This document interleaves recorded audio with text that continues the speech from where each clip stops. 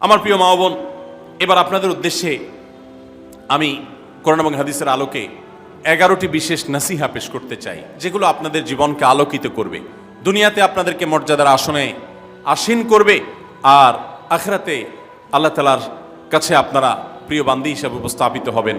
আল্লাহর কাছে আল্লাহর প্রিয় বান্দী হিসাবে উপস্থাপিত হয়ে জান্নাত লাভ করতে পারবেন। এরকম 11টি পরামর্শ বা নাসিহা আপনাদের প্রতি আমার। নাম্বার 1, কোরআন এবং হাদিসের জ্ঞান অর্জন করা। এটা সকল পুরুষ এবং নারী সকলের জন্য ফরজ। কোরআন এবং হাদিসের জ্ঞান অর্জন করা আমাদের জন্য ফরজ। আমরা অনেকেই আছি যারা ইসলামের ফরজ বিধিবিধানগুলো জানি না। আমাদের যেগুলো অবশ্য কর্তব্য সেগুলো আমরা অনেকে জানি না, শুধু নামে মুসলমান। গতানুগতিক কিছু কাজ করি, হাতে গোনা কিছু ইসলামের নামে কাজ করি, বাস মনে করেছি আমি মুসলমান হয়েছি। আপনাকে ঈমান সম্পর্কে জানতে হবে।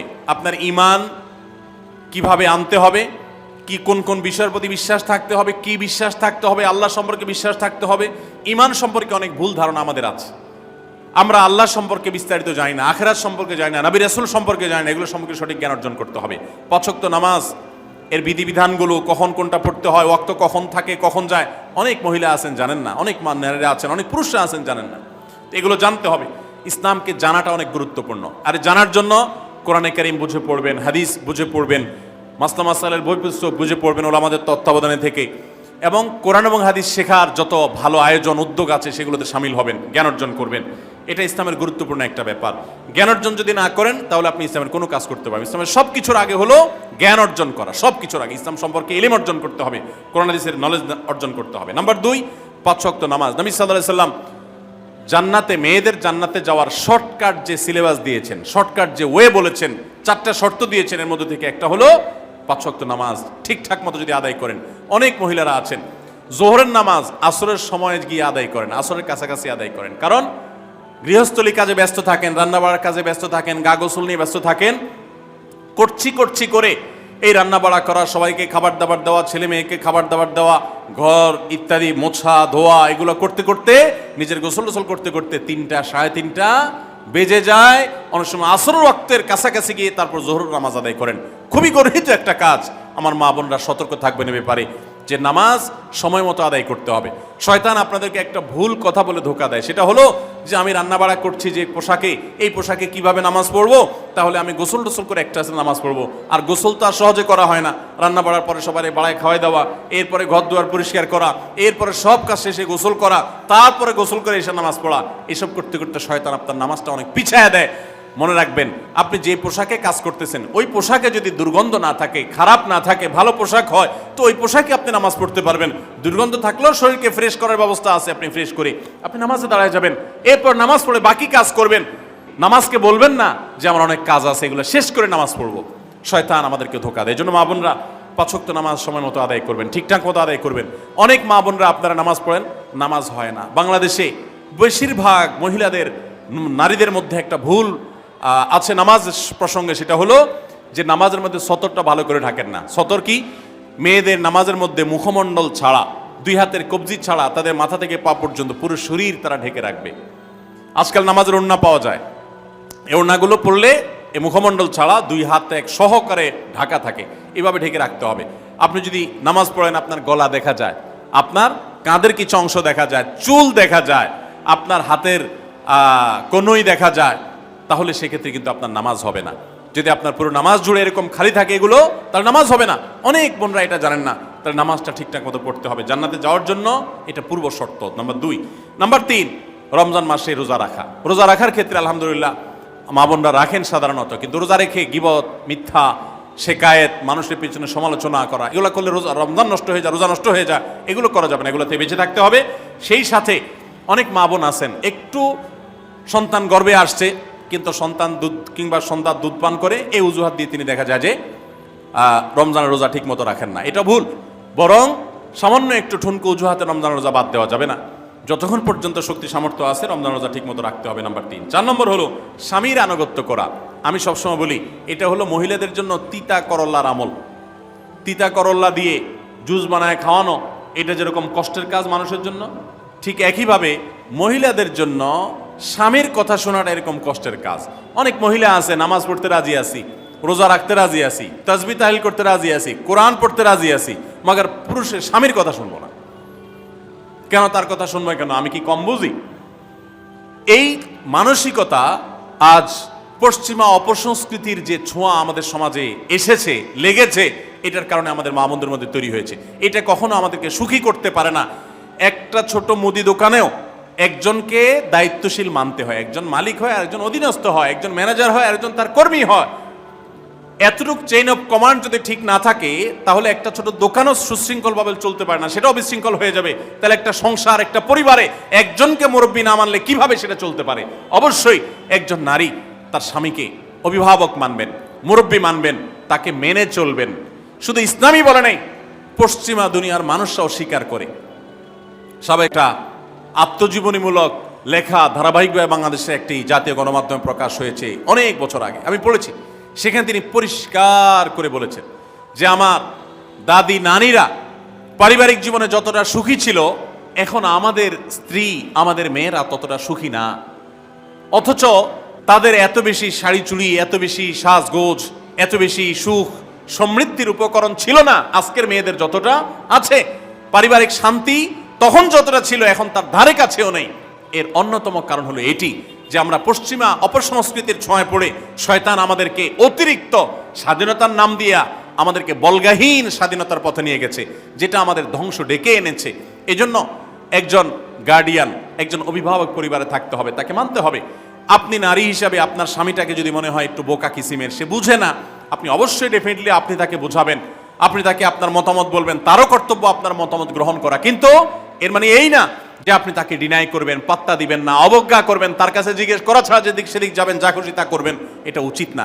আপনার জান্নাতে যাওয়ার প্রয়োজনে ওই যে তিতা করল্লা বলেছি, সে যদি কোনো দিক থেকে তাকে মানতে আপনার কষ্ট হয়, আপনার থেকে সে পিছিয়ে আসে বুদ্ধিতে জ্ঞানে, তারপরে একটু কষ্ট করে ঢোক গিলেন, একটু কষ্ট করে সবর করেন, শুধুমাত্র জান্নাতের আশায় আল্লাহ তাআলা আপনাকে মর্যাদা দিবেন, দুনিয়াতে বড় করবেন, আখিরাতে বড় করবেন।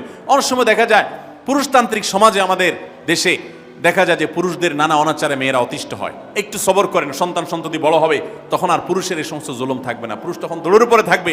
এই বাস্তবতা আমরা প্রত্যেকটা মানুষ উপলব্ধি করার কথা। অতএব মুসলিম নারীদের অত্যন্ত গুরুত্বপূর্ণ আরেকটি বিষয় হলো 4 নম্বর যেটি বললাম, স্বামীর আনুগত্য করা। যতটুকু সম্ভব তার সর্বোচ্চ আনুগত্য করার চেষ্টা করতে হবে, যতক্ষণ তিনি কোরআন হাদিসের কথা বলেন। স্বামী যদি কোনো অন্যায় কথা করতে বলেন, তাহলে তখন আর তার কোনো কথা শোনা যাবে না। নাম্বার 5, একজন মুসলিম নারীর জন্য তার ইজ্জতের হেফাজত অত্যন্ত গুরুত্বপূর্ণ ব্যাপার। এমন একটা সমাজে আমরা বসবাস করতেছি, পাঠ্য বইয়ে শিক্ষার নামে আমাদের সন্তানদের চরিত্র নষ্ট করে দেওয়া হচ্ছে, বিবাহ বহির্ভূত সম্পর্ক করতে তাদেরকে উস্কানি দেওয়া হচ্ছে, শিক্ষার নামে কুশিক্ষা দেওয়া হচ্ছে, যার কারণে আমার সন্তান নষ্ট হয়ে যাচ্ছে। এই জন্য আমি বলি, এমন যুবক, এমন যুবতী আজকাল সোনার হরিণ হয়ে গেছে। হাজারে 10 জন যুবক পাওয়া যাবে কিনা সন্দেহ, যেই যুবক বুকে হাত রেখে বুক টান টান করে আল্লাহর শুকরিয়া আদায় করে বলতে পারবে তার যৌবনে কোনো হারাম স্পর্শ সে করে নাই, কোনো হারামের কাছে সে যায় নাই, তার চরিত্রকে সে হেফাজত করেছে, কোনো গুনাহে সে লিপ্ত হয় নাই, এরকম কথা বলার মতো যুবক খুব বেশি নাই আমাদের সমাজে। ধ্বংস করে ফেলা হয়েছে বিনোদনের নামে, শিক্ষার নামে, নানা নামে। এগুলো আমাদের দেশের সংস্কৃতি ছিল না। এদেশের মুসলমান তো বটে, এদেশের হিন্দুরাও পারিবারিক এই বন্ধনের মধ্যে থেকে তারা তাদের চরিত্রকে হেফাজত করে, বৈবাহিক সম্পর্ক ছাড়া কোনো প্রকার সম্পর্কের মাধ্যমে তাদের যৌন আকাঙ্ক্ষাকে মেটায় না। এটা এদেশের মাটির, এদেশের কালচার, এদেশের মানুষের কালচার, এদেশের সকল ধরনের মানুষের কালচার, কিন্তু এদেশের সেই সংস্কৃতিকে ধ্বংস করে দেওয়া হচ্ছে ছোট ছোট বাচ্চাদের বইয়ে এই বিবাহ বহির্ভূত সম্পর্কের কথা বলে। এই জন্য সচ্চরিত্র এখন সোনার হরিণ হয়ে গেছে। নবী সাল্লাল্লাহু আলাইহি ওয়াসাল্লাম বলেছেন, মাইয়াজমান লি মা বাইনা লিহিয়াইহি ওয়া মা বাইনা রিজলাইহি আদমান লাহুল জান্নাহ। যে ব্যক্তি তার 2 চোয়ালের মাঝখানের অঙ্গ অর্থাৎ মুখ, আর যে ব্যক্তি তার 2 রানের মধ্যবর্তী অঙ্গ, তার লজ্জাস্থানকে হেফাজত করবে, অন্যায় খাতে ব্যবহার করবে না, এটার সংরক্ষণের দায়িত্ব এবং গ্যারান্টি যে ব্যক্তি নিজের ব্যাপারে নিজে নিবে, নবী সাল্লাল্লাহু আলাইহি ওয়াসাল্লাম বলেছেন, আমি তার জন্য জান্নাতের দায়িত্ব নিয়ে নিলাম। যে এটা 2টার দায়িত্ব নিতে পারবে, আমি তার জান্নাতের দায়িত্ব নিলাম। এবং নবী সাল্লাল্লাহু আলাইহি ওয়াসাল্লাম আরো বলেছেন, আকসারু মা ইউদখিলুন নাস আন-নার, মানুষকে সবচেয়ে বেশি জাহান্নামে নিয়ে যায় কোন জিনিসে? আল ফামু আল ফরজ, এই 2টি অঙ্গ, মুখ এবং লজ্জাস্থান। এই জন্য মা বোনরা, অনেকে আপনাদেরকে অনেক প্ররোচনা দিবে, অনেক গুনাহের পথে আহ্বান করবে। আপনাদের মেয়েরা স্কুল কলেজে পড়তে গেলে সেখানে অনেক অন্যায় আবেদন শুনবে, হারামের আহ্বান শুনবে, তাদেরকে সুশিক্ষা দিবেন যে আল্লাহ তাআলা তোমাকে যে চরিত্র দিয়েছে, যৌবন দিয়েছে, এটাকে যেখানে সেখানে ব্যবহার করলে হবে না। কিয়ামতের ময়দানে যুবকদেরকে আলাদা করে জিজ্ঞাসা করা হবে, তোমার যৌবনকালে কি করছো সেটা বলো, বুড়া বয়সে এসে কি করছো এটা ইম্পর্টেন্ট না, যৌবনকালে কি করে আসছো সেটার হিসাব দাও। যৌবনকে হেফাজত করার গুরুত্ব এত বেশি, আল্লাহ আলাদা করে জিজ্ঞাসা করবেন। এই জন্য মা বোনদের কর্তব্য তাদের মেয়েদেরকে, ছেলেদেরকে অসৎ চরিত্রতা থেকে হেফাজত করবেন, সংরক্ষণ করবেন, তাদেরকে বুঝাবেন, তাদেরকে সেভাবে বড় করবেন যে বিয়ে শাদীর মাধ্যমে, সাংসারিক জীবনের মাধ্যমে তোমরা তোমাদের এই জীবনকে তোমরা উপভোগ করবে। আল্লাহ তাআলা তোমাদের জন্য যে নেয়ামত রেখেছেন সেই নেয়ামত তোমরা পাবে, কিন্তু অবৈধ উপায়ে কখনো তোমরা সেদিকে পা বাড়াবে না। যারা বাড়ায় তাদের দুনিয়াতেই ধ্বংস হয়, আখিরাত তো আছেই। এই অবৈধ সম্পর্ক করে সুখে থাকে খুব কম মানুষ। যারা যত বেশি এই জগতে যায় তারা তত বেশি অসুখী থাকে দাম্পত্য জীবনে। অতএব একজন নারী তার 5 নম্বর গুরুত্বপূর্ণ বিষয় হলো তার ইজ্জতের হেফাজত, লজ্জাস্থানের হেফাজত এবং তার চরিত্রের হেফাজত। আল্লাহ তাআলা আমাদের মা বোনদেরকে সেই তৌফিক দান করুন। অনেক সময় দেখা যায় যে সবই ঠিক আছে, আপনি সোশ্যাল মিডিয়াতে পুরুষের ছবি দেখে, ভিডিও দেখে আপনি হারাম আনন্দ পাচ্ছেন। আপনি ইমোতে, হোয়াটসঅ্যাপে, মেসেঞ্জারে বিভিন্ন পুরুষের সাথে অপ্রয়োজনীয় চ্যাটিং করছেন, কথা বলছেন, এবং সেখানে এই বেহুদা কথা থেকে অনেক অনাচার হয়ে যায়, অনেক সংসার ভেঙে যায়, অনেক পরকীয়া হয়, অনেক সংসার ধ্বংস হয়। এই জন্য আল্লাহ বলেছেন আল্লাহ তাকরাবুজ জেনা, জেনার কাছেও যেও না, চ্যাটিংই করতে যেও না, কারণ করতে গেলে তুমি ডুবে যাবা, পরে ফিরে আসতে পারবা না। ভয়ঙ্কর এক গুহা এবং ভয়ঙ্কর এক জগৎ। তো এই পথ থেকে আমাদেরকে বেঁচে থাকতে হবে। আল্লাহ আমাদের তৌফিক দান করুন। নাম্বার 6, মা বোনদের জন্য গুরুত্বপূর্ণ বিষয় হলো সন্তানদের লালন পালন করা। আপনি বাজার থেকে 2-4 কেজি আম কিনে খাইছেন, এটাতে আপনি যতটা সুখী হতে পারবেন, আপনি যদি একটা আমের গাছ লাগাই দিতে পারেন তাহলে তার চাইতে অনেক বেশি সুখী হতে পারবেন, আপনি বেশি লাভবান হবেন, আপনি মনকে মন আম খেতে পারবেন, আপনার বংশধররা খেতে পারবে। নিজে আমল তো করবেনই মায়েরা, বোনেরা, পাশাপাশি সন্তানদেরকে যদি আল্লাহ ভীরু বানান, মুত্তাকি বানান, পরহেজগার বানান, কোরআন হাদিস শিখান, তাদেরকে যদি পর্দা শিখান, তাদেরকে যদি চরিত্রের হেফাজত শিখান, তাদেরকে যদি ভালো মানুষ বানানো শিখান, তাহলে আপনি আম গাছ লাগানোর মতো ফলের গাছ লাগাই গেলেন, সওয়াবের গাছ লাগাই গেলেন। দুনিয়া থেকে চলে যাবেন, নেক সন্তানের আমল যেগুলো আপনি শিখাই দিয়ে গেছেন এগুলোর সওয়াব আপনি পেতে থাকবেন। ছেলেটাকে সূরা ফাতিহা নিজে শিখাবেন, মেয়েটাকে সূরা ফাতিহা নিজে শিখাবেন, নিজে ভালো করে শিখবেন, তাহলে মরণ পর্যন্ত এই ছেলে যতবার সূরা ফাতিহা পড়বে প্রত্যেক নামাজে আপনি কিন্তু সওয়াব পেয়ে থাকবেন, কারণ আপনি শিখাই দিয়ে গেছেন, আপনি শুরুটা করে দিয়ে গেছেন। এই জন্য মা বোনদের জন্য সন্তানদের লালন পালন করা, সন্তান দুধে ভাতে আছে কিনা, ভালো জামা কাপড় পরছে কিনা, এর চাইতে ইম্পর্টেন্ট হলো সন্তান আমার নামাজ পড়ছে কিনা, সন্তান আমার আল্লাহকে চিনে কিনা, সন্তান আমার কোরআন হাদিসের শিক্ষা পেয়েছে কিনা। সন্তান একদিন স্কুলে যায় না, তার জন্য আমার মাথা খারাপ হলে, সন্তান একদিন নামাজ পড়ে না এক ওয়াক্ত, তার জন্য আরো বেশি মাথা খারাপ হতে হবে। তাহলে আপনি দায়িত্বশীল মা হতে পারবেন, দায়িত্বশীল বাবা হতে পারবেন। মনে রাখবেন নবী সাল্লাল্লাহু আলাইহি ওয়াসাল্লাম বলেছেন, প্রত্যেকটা শিশু জন্মগ্রহণ করে ভালো মানুষ হয়ে, কেউ জন্মগতভাবে খারাপ হয় না, ডাকাত হয়ে জন্মায় না, তবে তার মা বাপ তাকে নষ্ট করে। কারণ মা বাপ তাকে ঠিক মতো লালন পালন না করে, ভালো পরিবেশ দেয় না, খারাপ ছেলেফেলের সাথে মিশে, তখন সে নষ্ট হয়। এই জন্য আপনার দায়িত্ব সন্তান কার সাথে মিশছে, কোথায় যাচ্ছে, কি করতেছে, মোবাইলে কি দেখছে, সন্তানকে সময় দেন, মোবাইল টিপাটিপি বন্ধ করেন, তাদেরকে নিয়ে বসেন, তাদেরকে কথা শোনান, কোরআন হাদিস পাঠ করে শোনান, তাদেরকে ভালো পরিবেশ দেন, ভালো ফ্যামিলির, দিনদার ফ্যামিলির বাচ্চাদের সাথে তাদেরকে মিশান। ইনশাআল্লাহ আপনি আল্লাহর কাছে এর জন্য উত্তম বিনিময় পাবেন, সওয়াব পাবেন। নাম্বার 7, মা বোনরা বিশেষ করে আপনাদের জন্য গুরুত্বপূর্ণ হলো কৃতজ্ঞতা আদায় করবেন। পুরুষদের জন্য গুরুত্বপূর্ণ, কিন্তু মা বোনদের জন্য বিশেষ গুরুত্বপূর্ণ এই জন্য যে নবী সাল্লাল্লাহু আলাইহি ওয়াসাল্লাম বলেছেন, তিনি জাহান্নামে নারীদেরকে যে দেখেছেন, তাকে যে দেখানো হয়েছে মেরাজে, যে প্রচুর সংখ্যক নারীরা জাহান্নামে, এর অন্যতম একটা কারণ ছিল নেয়ামতের নাশকরি করা। পুরুষদের মধ্যেও নাশকরির কারণে বহু পুরুষ জাহান্নামে যাবে। মা বোনরা স্বামী এবং নিজের জগতে যতটুকু আল্লাহ তাআলা দিয়েছেন এতটুকুর উপর শুকর আদায় করবেন।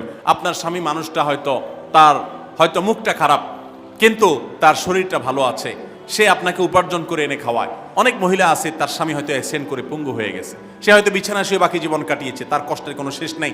আপনার স্বামী হয়তো বা তার কোনো দিক থেকে দুর্বলতা আছে, আবার বহু দিক থেকে তার ভালো গুণ আছে। একই কথা পুরুষদের জন্য ইসলাম নির্দেশ করেছে যে তার স্ত্রীর একটা গুণ খারাপ দেখে যদি তার কষ্ট লাগে, তো সে চিন্তা করলে 10টা গুণ ভালো দেখবে, সেটা দেখে শুকর আদায় করা উচিত। এই শুকরিয়া আদায় করা ছাড়া পুরুষ হোক নারী হোক কেউ আল্লাহর প্রিয় বান্দা হতে পারবে না। এজন্য আল্লাহর কাছে শুকরিয়া আদায় করবেন। মায়েরা বিশেষ করে শ্বশুরের বাড়িতে যাওয়ার পর প্রথম অনেক কষ্ট হয়। আমি সবসময় বলি, শ্বশুর বাড়িতে যাওয়ার পর মেয়েরা আমাদের দেশে নানান জুলুম নির্যাতন সহ্য করতে হয়। শাশুড়ি বাঁকা চোখে দেখে, সব শাশুড়ি না, অনেক শাশুড়ি, অনেক সময় ননদরা বাঁকা চোখে দেখে, স্বামী লোকটা জ্বালায় নানাভাবে, দেবররা জ্বালায়, নানানভাবে মানুষ খোঁচাখুচি করে, কষ্ট দেয়। একটু ধৈর্য ধারণ করেন, আল্লাহ তাআলা আপনার সংসারে যখন 2-4টা সন্তান দিবে, এরা যখন বড় হয়ে যাবে, এগুলো সব আপনার বাহিনী হয়ে যাবে, তখন দেখবেন ওই বুড়া আস্তে আস্তে চুপসে গেছে, বুড়ার বড় কোনো গলা নাই, বড় কোনো কথা নাই, কারণ পোলাপান সব মায়ের পক্ষে থাকে, বুড়া সব আস্তে আস্তে সাইজ হয়ে যায়। এই জন্য মা বোনরা সবর করবেন, ধৈর্য ধারণ করবেন, খবরদার ধৈর্য হারা হবেন না, শুকর আদায় করবেন। নাম্বার 8, কখনো মুখ খারাপ করবেন না, গালিগালাজ করবেন না, অভিশাপ দিবেন না। অনেক সময় পোলাপান একটু উল্টাপাল্টা করলে তাদেরকে অনেক মা অভিশাপ দিয়ে দেন, গজব ঠাডা দিয়ে দেন, বদদোয়া করেন, মুখ দিয়ে খারাপ কথা বলে ফেলেন। এগুলো খুব খারাপ জিনিস। নবী সাল্লাল্লাহু আলাইহি সাল্লাম বলেছেন, যদি কাউকে গজব ঠাডা দেওয়া হয় তো এটার উপযুক্ত না হলে যে দেয় তার উপরে এসে পড়ে, এরকম ভয়াবহ একটা বিষয়। এই জন্য কোন অবস্থাতে এগুলো যেন না হয়। এবং মেয়েদের জাহান্নামে যাওয়ার অন্যতম, বেশি জাহান্নামে যাওয়ার অন্যতম একটা কারণ এটাও যে তাদের মধ্যে, অনেকের মধ্যে, আমি সবার কথা বলছি না, যে এই ধরনের গালিগালাজ করা, অভিশাপ দেওয়ার বদস্বভাব আছে। এই বদস্বভাব বহু পুরুষের মধ্যেও আছে, সবাইকে ছাড়তে হবে। নাম্বার 9, আত্মীয়তার বন্ধন রক্ষা করার পরে দায়িত্বশীল হতে হবে। স্বামীকে স্বামীর ভাই বোনের সাথে সম্পর্ক ভালো রাখতে কখনো বাধা দিবেন না। অনেক মহিলা আছে বোকার মতো কাজ করে। স্বামী যদি স্বামীর ভাইকে তার টাকা পয়সা দেয়, সে অপছন্দ করে। স্বামী যদি স্বামীর বোনকে টাকা পয়সা দেয়, সে এটাকে পছন্দ করে না।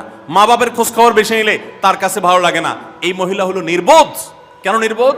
কারণ নবী সাল্লাল্লাহু আলাইহি সাল্লাম বলেছেন যে মান সাররাহু আন ইউবসাতাহু ফি রিজকিহি আও ইউনসালাহু ফি আথারি ফালিয়াসিল রাহিমা, যে ব্যক্তি চায় তার রিজিকে আল্লাহ বরকত দেখ, তার হায়াতে বরকত দেখ, সেই জন্য রক্ত সম্পর্কে আত্মীয়দের সাথে সম্পর্ক বেশি ভালো রাখে। তাহলে আপনার স্বামীর রিজিক বেশি হোক, টাকা পয়সা বেশি হোক, তার হায়াতে বরকত হোক, এটা যদি আপনি চান, তাহলে আপনি বরং তারা উৎসাহিত করা উচিত। তোমার ভাইটার খবর নাও, তোমার বোনটার বাড়িতে যাও, তোমার মা বাপের খেদমত করো, তাদের সাথে যত সম্পৃক্ত থাকবে আপনার স্বামীতে আল্লাহ তাআলা তত বরকত দান করবেন। এই জন্য তাকে সেটা করবেন। আবার পুরুষদেরও উচিত মেয়েদেরকে সুযোগ দেওয়া। তারা তাদের বাপ, মেয়েরও তো কর্তব্য আছে তার বাপ মার প্রতি, বাপ মার খেদমত করবে, বাপ মার জন্য হাদিয়া তোফা দিবে। অনেক পুরুষরা আছে মেয়েদের পাওনা অধিকারই দেয় না, হাদিয়া তোফা কোত্থেকে দিবে, তাদের মহরটাই দেয় না, তাদের হাত খরচ দেয় না। আলাদা কিছু হাত খরচ দেওয়া উচিত, যে তার মতো সে খরচ করবে, তার মা বাপের জন্য খরচ করবে। এগুলোর বিনিময়ে আমরা আল্লাহর কাছে জান্নাত পাবো। অতএব এই আত্মীয়তার সম্পর্ক রক্ষা করা গুরুত্বপূর্ণ। নাম্বার 10, সাদাকা করবেন। সাদাকা জাহান্নাম থেকে মুক্তির কারণ। নবী সাল্লাল্লাহু আলাইহি সাল্লাম জাহান্নামের ব্যাপারে সতর্ক করেছেন আপনাদেরকে, আমাদের সবাইকে। অতএব সাদাকা দিলে জাহান্নাম থেকে মুক্তির একটা পথ আমরা পাই, সুগম হয়। এবং নবী সাল্লাল্লাহু আলাইহি সাল্লামের সময় মহিলা সাহাবীরা তাদের গহনা খুলে আল্লাহর রাস্তায় দান করতেন। এই জন্য মসজিদ, মাদ্রাসা, বিভিন্ন গুরুত্বপূর্ণ যে দানের খাতগুলো আছে সেগুলোতে বেশি বেশি দান করবেন, বেশি বেশি আল্লাহর রাস্তায় ব্যয় করবেন, যতটুকু তৌফিক আছে ততটুকু। এখন মহিলারা দান করবে কোত্থেকে? পুরুষরা মহরের টাকাই পরিশোধ করে না, বেচারে দান করবে কোত্থেকে? এই জন্য পুরুষরা দায়ী হবে। এবং মহিলারাও তাদের মহরের টাকা যেন অনাদায় না থাকে, তারা যেভাবে চেষ্টা করলে হয় সেভাবে চেষ্টা করবেন। এবং তাদের হাত খরচ আলাদা দেওয়া উচিত, এবং তারা পর্দার মধ্যে থেকে তাদের মতো উপার্জনও করতে পারেন, সেটাও শরীয়ত তাদের জন্য সুযোগ রেখেছে। যেভাবে হোক তারাও সাদাকার চেষ্টা করবেন। 11 নম্বর সর্বশেষ হলো সময়ের অপচয় করবেন না। এখন এমন একটা সময় চলছে, বেশিরভাগ মানুষ জাহান্নামে যাবে যেই কারণে, আজকের যুগে সবচেয়ে বেশি আমরা বিপদগামিতার মুখে যাচ্ছি যে কারণে, সেটার অন্যতম হলো এই স্মার্টফোনের অপব্যবহার। আমরা অনেকে আছি টেলিভিশনের বিভিন্ন সিরিয়ালে আসক্ত, অনেকে আছি বিভিন্ন নাটক সিনেমায় আসক্ত, অনেকে আছি ফেসবুক এবং ইউটিউবে এগুলোতে আসক্ত। বিশেষ করে মা বোনদেরকে বলছি, অনেকেই আছেন এখনো রিমোট ছাড়া তার পেটের ভাত হজম হয় না, সারাদিন রিমোট হাতে বসে থাকেন, একটা পর একটা সিরিয়াল এবং চ্যানেল পাল্টাতে থাকে। মনে রাখবেন, সফল ইমানদার হতে হলে এই অনর্থক কাজ না ছাড়লে আপনি সফল ইমানদার হতে পারবেন না। অনেকে নামাজে পড়ে আবার সিরিয়ালও দেখে, অনেকে আছেন ফেসবুকে ঘন্টাকে ঘন্টা, ইউটিউবে ঘন্টা ঘন্টা সময় নষ্ট করেন। এর জন্য আল্লাহর কাছে জবাবদিহি করতে হবে। কিয়ামতের ময়দানে আল্লাহ তাআলা কয়েকটা প্রশ্ন উত্তর দেওয়া ছাড়া একজন মানুষকেও নড়তে দিবেন না। এর ভিতরে একটা হলো যে তোমার সারা জীবনে কি অর্জন করেছো। সময়ের অপচয় করা যাবে না।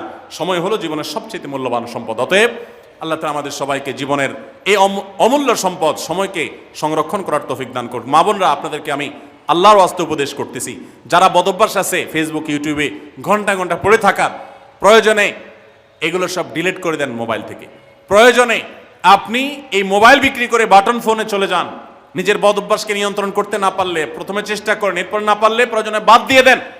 আল্লাহর জন্য যদি ত্যাগটা করেন, কেমন বলতে পারেন, আল্লাহ গুনাহ থেকে বাঁচার জন্য, তোমাকে খুশি করার জন্য আমি স্মার্টফোন পর্যন্ত রাখি নাই, বাটন ফোনে চলে গেছি।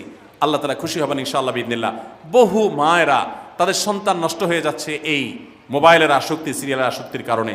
তাদের স্বামীর সাথে সম্পর্ক নষ্ট হয়ে যাচ্ছে এই সমস্ত আসক্তির কারণে। অনেক গুনাহের পথে তারা চলে যাচ্ছেন এই সমস্ত আসক্তির কারণে। এই জন্য এগুলোকে নিয়ন্ত্রণ না করলে আপনি কখনো নেককার হতে পারবেন না। আপনার সন্তানকে মোবাইল দেখে খাওয়াবেন না। আমি আমার সন্তানকে মোবাইল দেখে খাওয়াই না। আমরা সব জায়গায় বলি মোবাইল দেখা, কার্টুন দেখায়, মোবাইল দেখায় বাচ্চাকে খাওয়াবেন না। বাচ্চা কাচ্চা এখন ক্রেজি হয়, আধপাগল কিসিমের হয়, জিদি হয়, বদমেজাজি হয়, ভাঙচুর করে। কেন হয়? কারণ সারাদিন আপনি ওর মোবাইলে কি দেখান? কার্টুন দেখান। কার্টুন মানে কি? মার মার, কাট কাট, হ্যাঁ, সব কিছু ধ্বংস করে ফেলা, গুলি করা, বোমা মারা, হ্যাঁ, সাপ হয়ে সব খেয়ে ফেলা, এটাই তো। এগুলো বাচ্চাদেরকে ক্রেজি করে, বাচ্চাদেরকে মানসিকভাবে অসুস্থ করে, ধ্বংস করে দেয়। তাদেরকে ফিজিক্যাল খেলাধুলা, শারীরিকভাবে করতে পারে এরকম খেলাধুলার ব্যবস্থা করেন, দৌড়াদৌড়ি করার ব্যবস্থা করেন। বাচ্চারা সুস্থ থাকবে, ভালো থাকবে। মোবাইল থেকে তাদেরকে বাঁচান, টেলিভিশন থেকে তাদেরকে বাঁচান, এবং কার্টুন থেকে, ভিডিও গেমস থেকে তাদেরকে বাঁচান। না বাঁচাতে পারলে আপনার দুনিয়া আখিরাত সব ধ্বংস হয়ে যাবে। অতএব আজকের এই মাহফিল থেকে আসুন, প্রতিজ্ঞা করি যে আমরা সময় নষ্ট করব না, সময়ের অপচয় করব না, প্রয়োজন ছাড়া মোবাইল হাতাহাতি ঘাটাঘাটি করব না, ঘন্টায় ঘন্টা মোবাইলকে সময় দিব না। অনেক মেয়েরা আছেন, অনেক পুরুষরা আছেন, এই একটি অপকর্মের কারণে তার শিক্ষা জীবন ধ্বংস হয়ে যায়, চাকরি নষ্ট হয়ে যায়, ব্যবসা লাডে উঠে, মা বাবার সাথে সম্পর্ক নষ্ট হয়, স্বামী স্ত্রীর সম্পর্ক নষ্ট হয়, সাংসারিক জীবন ধ্বংস হয়ে যায়, সবকিছু ধ্বংস হয়ে যায় শুধু এই মোবাইল ফোনের অনিয়ন্ত্রিত ব্যবহার করার কারণে। যারা মোবাইলকে নিয়ন্ত্রণ করতে পারেন না, ডাইরেক্ট হয়ে গেছেন, সারাক্ষণ হাতে হাতে মন চায়, তারা একটা শক্ত সিদ্ধান্ত নেন, প্রয়োজনে আমি স্মার্টফোন বিক্রি করে দিব। 6 মাস 8 মাস আপনি কিছুদিনের জন্য, 1 বছরের জন্য বাটন ফোনে চলে যান, এরপর আবার ব্যাক করলে আশা করা যায় আল্লাহ আপনাকে হেফাজত করবেন। এবং ইসলামের নাম দিয়ে, অনেকে বলে আমি ইউটিউবে ওয়াজ শুনি, ফেসবুকে ওয়াজ শুনি, ওয়াজের নাম দিয়া আপনি যে কি করেন কি না করেন সেটা আপনার আরশের মালিক সবই জানেন। অতএব যে ওয়াজ শুনতে গিয়ে আপনার আকাম কুকাম করা লাগে, খারাপ জিনিস দেখা লাগে, ওই ওয়াজ শোনার কথা আপনাকে ইসলাম বলে নেই। আল্লাহ তাআলা আমাদের সবাইকে সবগুলো বিষয় আমল করার তৌফিক দান করুন। আমরা আবারও বলছি, আজকে আমাদের মা বোনদেরকে লক্ষ্য করে বিশেষ করে যে 11টি করণীয় আপনাদের জীবনকে সোনালী জীবনে পরিণত করতে পারে, আপনাদের জীবনটাকে সমৃদ্ধ করতে পারে, সুখী করতে পারে, এবং আল্লাহর কাছে আপনাদেরকে জান্নাতের উপযুক্ত করবে। কিয়ামতের ময়দানে সুন্দর হাসি, সুখের হাসি, তৃপ্তির হাসি আপনাদেরকে হাসাবে ইনশাআল্লাহ। সেই 11টি নসিহা, সেই 11টি বিষয়ের প্রথমটি হলো কোরআন এবং হাদিসের জ্ঞান অর্জন করবেন। অনেক ভালো ভালো বই আছে কোরআন হাদিস ভিত্তিক, সেগুলো পড়বেন। দিন শিক্ষার যত আয়োজন আছে সেগুলোর সাথে সম্পৃক্ত হবেন। অনলাইনে অনেক কোর্স করা যায়, সেগুলোতে আপনি সম্পৃক্ত হতে পারেন। যেভাবে হোক আপনাকে কোরআন হাদিসের কথা জানতে হবে। আল্লাহ কি বলেছেন, রাসূল সাল্লাল্লাহু আলাইহি ওয়াসাল্লাম কি বলেছেন, মাসালা মাসাইল কখন কি করা উচিত, কোরআন হাদিসে কি বলা আছে, এগুলো জানতে হবে আপনাকে। যতটুকু সম্ভব জানার চেষ্টা করবেন। নাম্বার 2, 5 ওয়াক্ত নামাজ সঠিকভাবে আদায় করবেন, সময় মতো আদায় করবেন। জোহরের ওয়াক্ত বাসার কাজ কাম শেষ করে গোসল করে একেবারে 3টার দিকে একসাথে পড়বো, এটা করা যাবে না, বরং সময় মতো আদায় করতে হবে। এবং মেয়েদের যে সতর, এই সতর ঢাকার পরে সতর্ক থাকতে হবে। পুরো শরীর মুখমণ্ডল ছাড়া যেন ঢাকা থাকে, চুল, গলা, হাতের গোছা, কনুই, এগুলো যেন দেখা না যায়, খেয়াল রাখতে হবে। এবং নামাজ ধীরে ধীরে পড়তে হবে। অনেক মহিলা অনেক দ্রুততার সাথে নামাজ পড়েন, এবার পড়লে হবে না। নাম্বার 3, রমজানের রোজা ঠিক মতো রাখতে হবে, যথাযথভাবে রাখতে হবে। রোজা রেখে গীবত, শিকায়েত, মিথ্যা, গালমন্দ এগুলো করা যাবে না। নাম্বার 4, স্বামীর আনুগত্য করতে হবে। নিজের কাছে খারাপ লাগলেও একটু সবর করতে হবে, যতক্ষণ পর্যন্ত স্বামী ন্যায়সঙ্গত কথা বলে, অন্যায় কাজ করতে না বলে, গুনাহের কাজ করতে না বলে, ততক্ষণ পর্যন্ত তার কথা মানতে হবে। নিজের খারাপ লাগলেও মানবেন, আপনার জান্নাতের প্রয়োজনে, সুশৃঙ্খলার প্রয়োজনে, পারিবারিক শান্তির প্রয়োজনে। ইনশাআল্লাহ আপনি সুখে থাকবেন দুনিয়া এবং আখিরাত উভয় জগতে। নাম্বার 5, নিজের ইজ্জত সম্ভ্রম হেফাজত করবেন। অনলাইনে অফলাইনে কারোর সাথে হারাম সম্পর্ক করবেন না, কোনো গায়রে মারাম পুরুষের সাথে অযথা যোগাযোগ করবেন না, চ্যাটিং করবেন না, এবং সোশ্যাল মিডিয়াতে হারাম জিনিস দেখা থেকে নিজের চোখকে হেফাজত করবেন, বাঁচিয়ে রাখবেন। নাম্বার 6, নিজের সন্তানদেরকে দিন শিখাবেন, তাদেরকে কোরআন হাদিস শিখাবেন, উত্তমভাবে লালন পালন করবেন, তাদেরকে নামাজ শিখাবেন, মেয়েদেরকে পর্দা শিখাবেন, তারা যেন চরিত্রে হেফাজত করে সেই শিক্ষা তাদেরকে দিবেন। উপযুক্ত হওয়ার পর ছেলে মেয়েকে বিয়ে দিবেন, কোনোভাবে যেন হারাম সম্পর্কে না জড়ায় সেজন্য সাবধান থাকবেন। ভালো ফ্যামিলির সাথে তাদেরকে উঠা বসা করাবেন, ভালো শিক্ষা প্রতিষ্ঠানে দিবেন যেখানে দিলে তার ইমান আমল হেফাজত থাকবে। নাম্বার 7, আল্লাহর শুকরিয়া আদায় করবেন, বান্দারও শুকরিয়া আদায় করবেন। আল্লাহ যা দিয়েছেন, যতটুকু আছে স্বামীর সংসারে আলহামদুলিল্লাহ বলতে শিখবেন, আল্লাহ তাআলা বাড়াই দিবেন ইনশাআল্লাহ। নাফরমানি, নাশুকরি করবেন না, তাহলে আপনি নিজেই ক্ষতিগ্রস্ত হবেন, কষ্টের মধ্যে থাকবেন। আর শুকরিয়া আদায় করলে আপনার নিজেরই মানসিক প্রশান্তি হবে, আল্লাহর নিয়ামত বাড়িয়ে দিবেন। নাম্বার 8, কোনো প্রকার অভিশাপ গালমন্দ করবেন না, সেটা ছেলে মেয়েকে হোক, সংসারকে হোক, স্বামীকে হোক, কোনো কিছু না, ধৈর্য ধারণ করতে হবে। পুরুষদের জন্য এই কথাগুলো প্রযোজ্য। আর নাম্বার 9, আত্মীয়তার সম্পর্ক রক্ষা করতে হবে, ছিন্ন করা যাবে না। নিজের স্বামীকে তার বাপ, তার বোন, তার মা, তার ভাই, তাদের সাথে সুসম্পর্ক বজায় রাখতে সাহায্য করবেন, বাধা দিবেন না, পারলে আরও সাহায্য করবেন, এতে আপনারই লাভ হবে। আবার স্বামীদেরও উচিত স্ত্রীকে তার পরিবারের সাথে সম্পর্ক বজায় রাখার জন্য সাহায্য করা। মেয়েদের উচিত তাদের মা, তাদের বোন, ভাই, তাদের সাথে আজকাল মোবাইলে যোগাযোগ করা যায়, খোঁজখবর নেবেন, কথাবার্তা বলবেন। স্বামীর সংসারে আসছেন দেখে বাপের সংসার ভুলে যাবেন, সেটাও যেন না হয়, খেয়াল রাখতে হবে। নাম্বার 10, যতটুকু সম্ভব দান সাদাকা করবেন, জান সাদাকা জাহান্নাম থেকে মুক্তির কারণ হয়, সেটার জন্য সাধ্য অনুযায়ী করবেন। পুরুষরা তাদের জন্য এক্ষেত্রে হেল্প করবেন, যাতে তাদের মোহর ইত্যাদি দেওয়া, মাসে হাত খরচ কিছু দেওয়া, যাতে তারা সাদাকা করতে পারে সেই সুযোগ। আজকাল দেখা যায় অনেক মেয়েরা টাকা পয়সা পেলে মার্কেটে চলে যাবেন, কি কিনবে এটা নিয়ে অস্থির হয়ে যান। মার্কেটে আপনি যা দরকার হলে যাবেন, কেনা দরকার হলে কিনবেন, কিন্তু দানের জন্য একটা খাত রাখবেন, পারিবারিক সাদাকা বাক্স একটা বাক্স রাখবেন, যে খুচরা টাকা পয়সা বা বিভিন্ন টাকা পয়সা ছেলে মেয়েরা রাখবে, আপনি রাখবেন, উৎসাহিত করবেন, এটা দিয়ে একটা গরিব ফ্যামিলি মুখে হাসি ফোটাবেন, একটা ভালো কাজ করবেন, পারিবারিকভাবে এরকম দানের ব্যবস্থা করবেন। বোনেরা, সর্বশেষ হলো সময় নষ্ট করবেন না সোশ্যাল মিডিয়াতে। আল্লাহর ওয়াস্তে এটা থেকে নিজেকে বাঁচাবার জন্য সংগ্রাম করেন। যারা এখনো এই রোগ থেকে বাঁচতে পারেন নাই, আল্লাহর কসম করে বলছি, দুনিয়ার জীবনটাই ধ্বংস হবে, অসুখী থাকবেন, অশান্তিতে থাকবেন, আখিরাতের ধ্বংস তো আছেই। অতএব ফেসবুক, ইউটিউব এটা যদি আপনাকে দেখতে হয়, খারাপ কিছু যেন না আসে সেভাবে ফিল্টার করে নেবেন, এবং নিয়ন্ত্রিত নির্দিষ্ট সময়ের বেশি দেখবেন না। 10 মিনিট সকাল দুপুর রাত, এর বেশি বিকাল, আমি এর বেশি দেখবো না, ঘন্টায় ঘন্টা টিপবেন না। অনেক মহিলা আছে স্বামীকে সময় দেওয়ার সুযোগ নাই, সন্তানের দিকে তাকাবার সুযোগ নাই, উনি টেলিভিশন এবং মোবাইলে আসক্ত, এবং এটা আমাদের সমাজকে ধ্বংস করে দিচ্ছে। নিজের ক্ষতি নিজে করছেন, নিজের পায়ে কুঠারাঘাত করছেন। আল্লাহ তাআলা আমাদের সবাইকে এই সব বিষয়গুলোকে মেনে চলে, এই 11টা পয়েন্টকে মেনে চলে আমাদের মা বোনদের জীবনকে সমৃদ্ধ করার তৌফিক দান করুন। আমাদের সবাইকে আল্লাহ তাআলা আমল করার তৌফিক দান করুন। জাযাকুমুল্লাহু খাইরা ওয়া আখিরু দাওয়ানা আনিল হামদুলিল্লাহি রাব্বিল আলামিন।